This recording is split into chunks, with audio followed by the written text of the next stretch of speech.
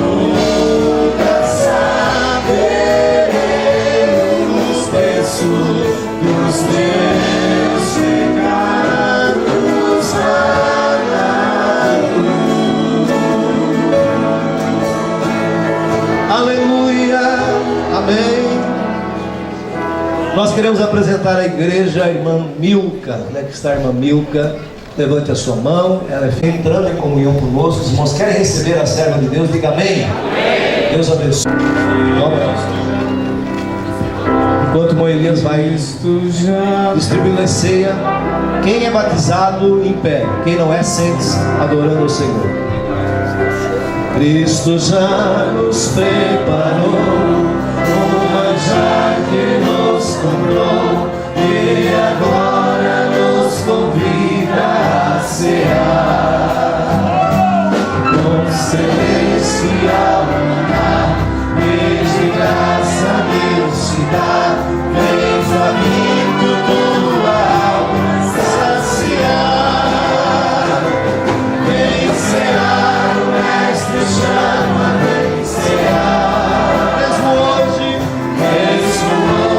tu te podes saciar.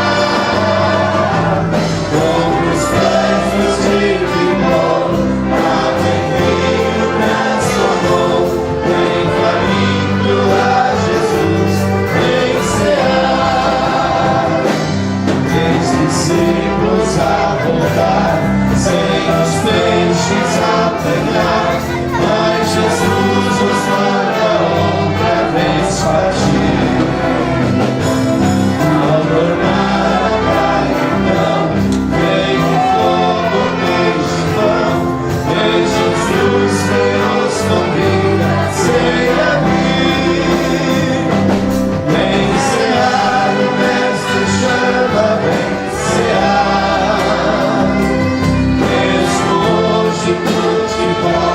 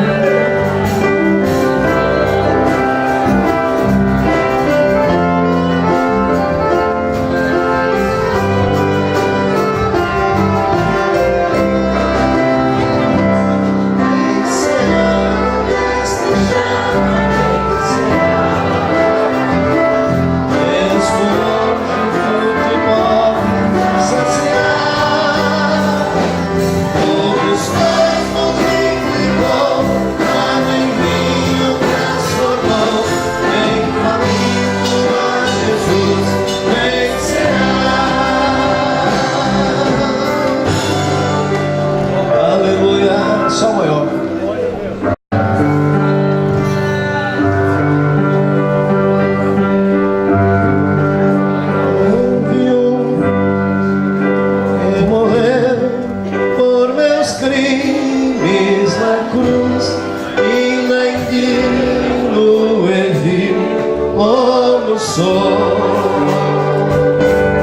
Sou feliz por seu sangue verteu meu Jesus, e com eles meus crimes lavou. Meus pecados levou na cruz onde morreu, ó sublime.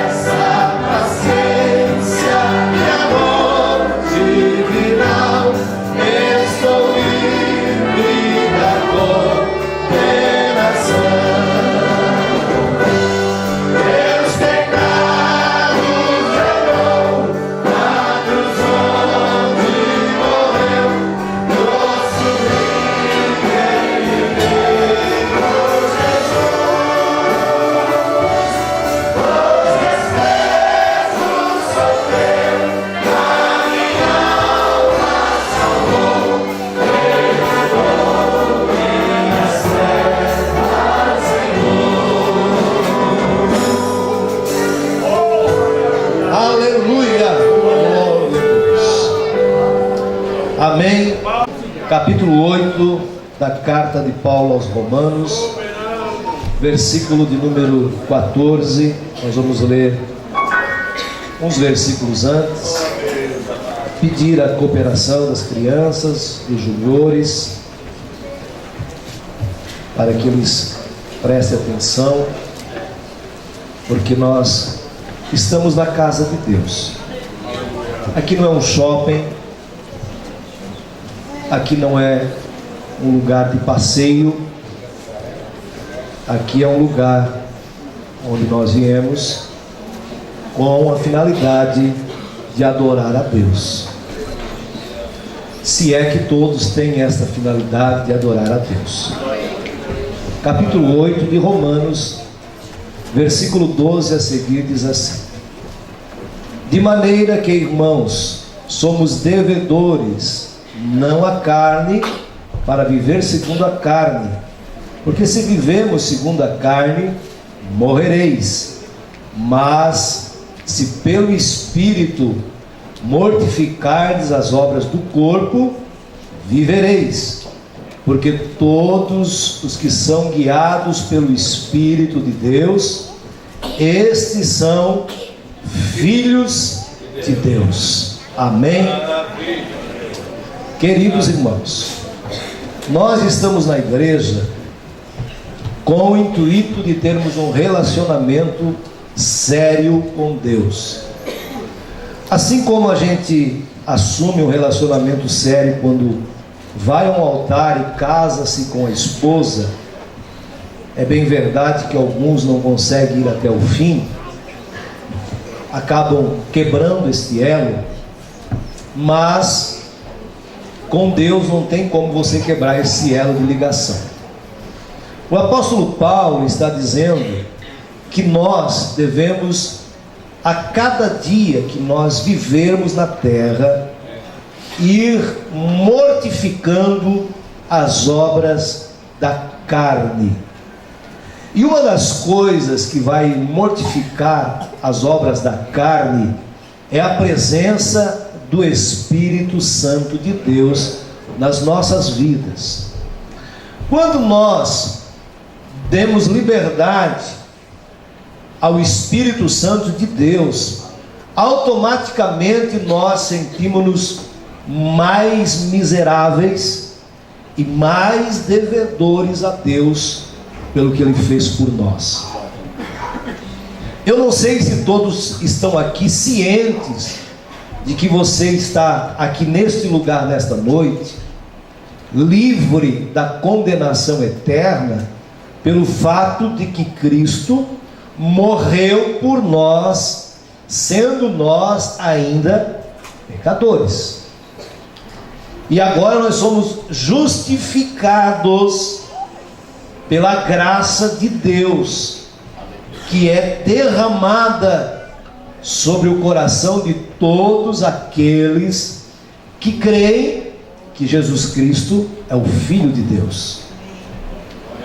O relacionamento que um cristão deve ter com Deus é pedir que o Espírito Santo de Deus possa lhe guiar em toda a sua maneira de viver.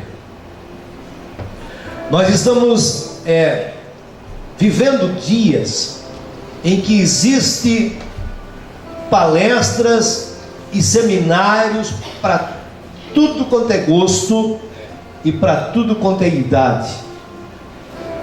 E a gente não está vendo uma certa evolução na igreja. Porque a igreja precisa entender que se nós somos guiados pelo Espírito Santo, nós devemos, para que a igreja cresça, Jack, troca para mim depois. Para que a igreja cresça, nós precisamos mortificar as obras da carne. O crescimento da igreja não está dependendo de muitas conversas, de muitas palestras, mas está dependendo, nos dias que nós estamos vivendo, da igreja cumprir 2 Crônicas 7 e 14, ou Jeremias 33:3, ou o que Jesus diz em João capítulo 15, versículo 7: se vocês permanecerdes em mim e as minhas palavras permanecerdes em vós, pedireis tudo o que quiser e vos será feito. E nós não temos êxito muitas vezes. Hoje nós passamos o dia, eu saí da central quando terminou o seminário hoje, já era 16 horas e quase 15 minutos, um dia inteiro aprendendo como reconquistar pessoas que se afastaram da igreja. Muitas coisas fazem com que as pessoas se afastem da igreja. Primeiro, é a falta de amor que os crentes perderam pelo seu próximo. Segundo, a própria pessoa que vai se afastando da igreja é porque ele vai perdendo a intimidade que ele deve ter com Deus. Quando você não tem mais essa intimidade, que o apóstolo Paulo está falando aqui, que nós não somos devedores a Deus na carne, porque as obras da carne devem morrer, nós somos devedores a Deus em espírito. Aí quando você abre a Bíblia em Gálatas 5:22, você vai ver as obras da carne e o fruto do espírito. Você vai ver que a igreja nos dias atuais, ela não está cumprindo as obras ou os frutos do espírito, que seria a paz, a alegria, o amor, a caridade, a longanimidade, a benignidade, a temperança, a mansidão. Isso tudo são obras que Deus aprova e exige de nós. Por quê? Porque todos que agora estão sendo guiados pelo Espírito, eles devem ser chamados filhos de Deus. Outrora nós não tínhamos esse privilégio de sermos chamados filhos de Deus, mas agora temos. Quantos pais nós temos aqui? Seria uma pergunta, mas tem bastante, né? Quantas mães nós temos aqui? E todos nós aqui também somos filhos, porque todos nós temos um pai e uma mãe. Mesmo você sendo pai e mãe aqui hoje, como eu sou, eu também tenho um pai. Agora, qual é o ponto principal do que o apóstolo Paulo quer dizer? A intimidade que eu tenho com meu pai biológico, com a minha mãe. Você sabe que tem aquele ditado que quando você vai na casa do pai, nada é estranho, você tem liberdade na casa do pai. Quantos ou já ouviram esse adágio aí? Na casa do pai você chega, vai lá, abre a geladeira, vai no armário, vai no potezinho que coloca aquele cavaquinho seco, aquela bolacha de salamunico que os antigos ainda fazem. Você chega lá e vai porque sabe que tem. Isso se chama o quê? Intimidade. Agora, intimidade com os pais nós temos porque eles nos criaram. E se nós não tivermos intimidade com o nosso pai, se nós somos desobedientes aos nossos pais, automaticamente os nossos pais, eles vão fechar a mão para nós. Ah, o senhor vai falar, e o filho pródigo? Aí é um outro assunto. Então, quando Paulo está falando que nós somos filhos de Deus, como é que o pai se dirige aos filhos? Sempre com cuidado e proteção. Como é que os filhos se dirigem aos pais? Com respeito. Nós perdemos a identidade, não só na igreja, mas fora da igreja. Você lembra quando para passar ou para entrar na presença do pai, ou para quando um pai estivesse conversando com alguém, ai daquele que passasse na frente do pai ou da mãe, porque só com um olhar você já estava condenado à noite a apanhar uma sova, uma surra, porque exigia-se o quê? Respeito. E esse respeito era tão legal que quando você ia dormir, você não dormia sem pedir a bênção do pai. É verdade. Deus te abençoe, meu filho, mesmo não sendo conhecedor da verdade, mas Deus dá o direito do pai abençoar o filho. E hoje você vê uma troca de valores. Eu ainda chamo meu pai de senhor, minha mãe de senhora. Já tenho meus 52 anos, mas ele é senhor e senhora. Ele é bem mais velho que meu pai. Hoje você não vive mais esse valor, essa cultura gostosa. E como se perdeu no natural, acabou se perdendo também no espiritual. Você vê que para chegar aqui na igreja e dobrar os joelhos, quem pode, quem não pode dobrar os joelhos pode orar sentado, você tem que pedir ao microfone, falar no microfone, irmão, vamos orar. Nós estamos vivendo aqueles dias que Jesus tem que pegar uma zorra e entrar na igreja e começar a bater para tudo como é lado. Aí tem gente assim, a pregação é dura, o pastor é muito chato. O salmista na Bíblia diz que o zelo pela casa do Senhor o consumia. Na casa do Senhor não é lugar de vender, não é lugar de trocar, não é lugar de comprar, não é lugar de colocar fofoca em dia. Aqui é lugar de adorar a Deus se você é filho de Deus. Então o relacionamento do pai e filho é uma coisa dada em especial que nós recebemos por misericórdia de Deus. Nós não éramos merecedores desta graça, deste privilégio de ser adotados como filhos. E às vezes nós estamos na igreja apenas dizendo assim, ó, eu estou em mais um culto de ceia. Que tem gente que a gente só vê nos cultos de ceia, porque eles têm os seus compromissos, outros são passeadores. E aí, meu irmão, a gente vê que as pessoas acabam perdendo essa intimidade com Deus. Intimidade com Deus, respeito. Mesmo que você não queira ser um adorador na igreja, que não quer orar, que não quer buscar a presença do Senhor, mas respeite aquele que está do seu lado, que veio com a intenção de adorar ao Senhor.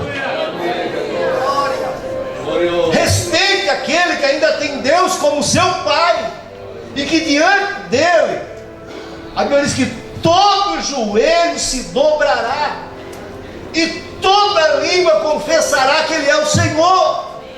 E nós temos o privilégio, a alegria, o contentamento de dizer isso no tempo da graça, de levantar as mãos, de adorar ao Senhor, mas nós estamos negligenciando esta comunhão de pai e de filho. Quando o apóstolo Paulo está escrevendo esse texto aqui, ele está muito preocupado, porque ele vê que as pessoas aceitavam a Jesus, mas continuavam nas suas velhas atitudes que praticavam antes de conhecer a Deus. E nós devemos entender pela Bíblia que não existe mensagem pesada, não existe mensagem dura, porque se Jesus entrasse aqui nesta noite, qual seria o sermão que ele pregaria para mim, para nós, para a igreja da cidade mineira? Se ele escrevesse uma carta, igual ele revelou a João na ilha de Patmos, o que ele mandaria dizer para nós? Pense nisso. Qual o ponto de interrogação que nós estamos devendo a Deus, e que Deus colocaria na carta para escrever a nós nesta noite? Quem sabe ele diria assim: eis que tenho contra vós que murmurais, que não orais. Sei lá, ele poderia falar um monte de coisa. Eis que eu tenho contra ti, pastor, ou Osni, Deus não vai me chamar de pastor. Eis que eu tenho contra ti, que fizesses isso, deixar de fazer aquilo. Então nós devemos entender que se nós somos filhos, logo nós temos um pai. E este pai, a primeira coisa que ele quer é que nós vamos bem. Ele não quer que nenhum dos seus filhos viva mal. Ele quer que nós vivamos bem. Olha só, se ele quer que nós vivamos bem, ele quer que nós venhamos ser guiados pelo Espírito. Olha, o meu pai está longe de mim uns 19 quilômetros. Ele não está vendo o que eu estou fazendo. E ele não é onisciente, onipresente e onipotente. Ele está longe, mas ele sabe que eu existo, e eu o respeito. Deus, quando Jesus vai ser recebido ao céu, ele diz assim: ó, não vos deixarei o quê? Órfão. Eu vou deixar um consolador. O que é um consolador?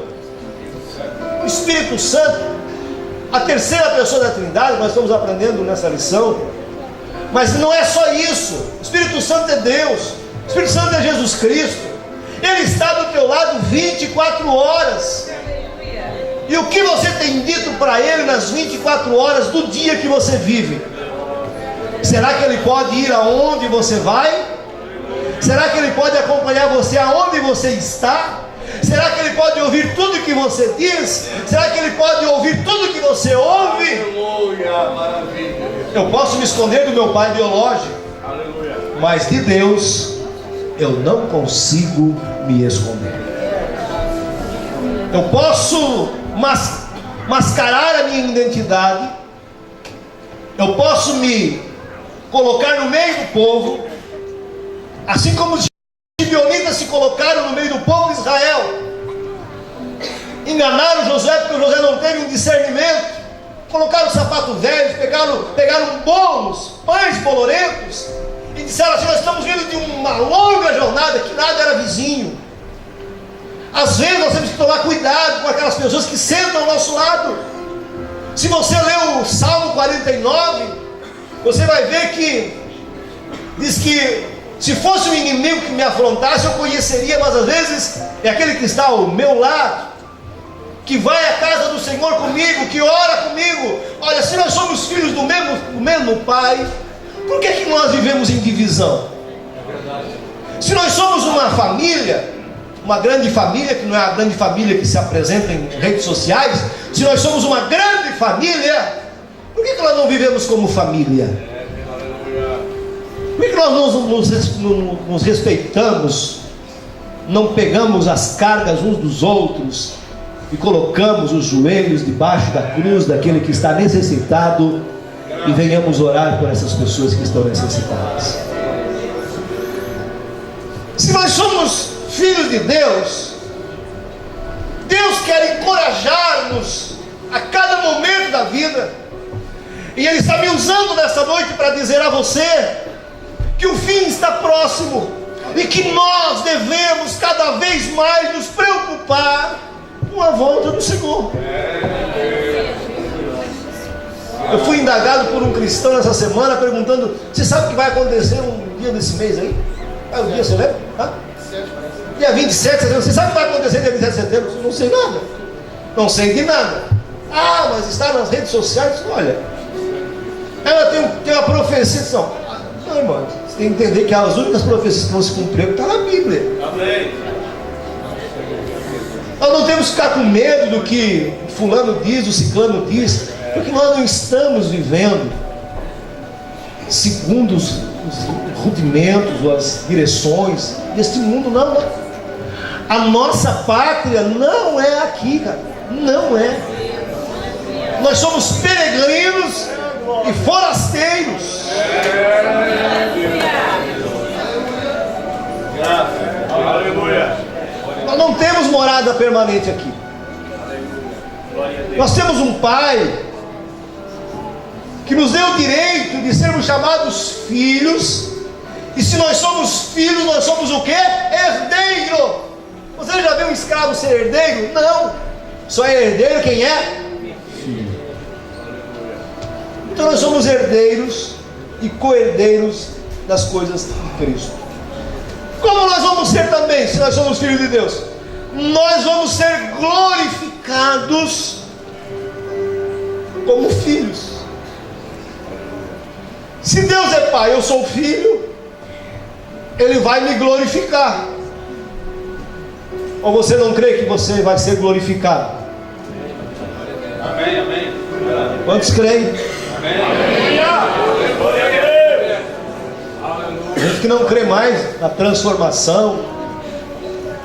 Sabe que você já é um santo aqui? Não, você não pode me chamar de santo. Sim. Se você se separa do pecado, você é santo. Santo quer dizer separado do pecado. Agora, se você não se separou do pecado, você não é santo. Você ainda precisa nascer de novo.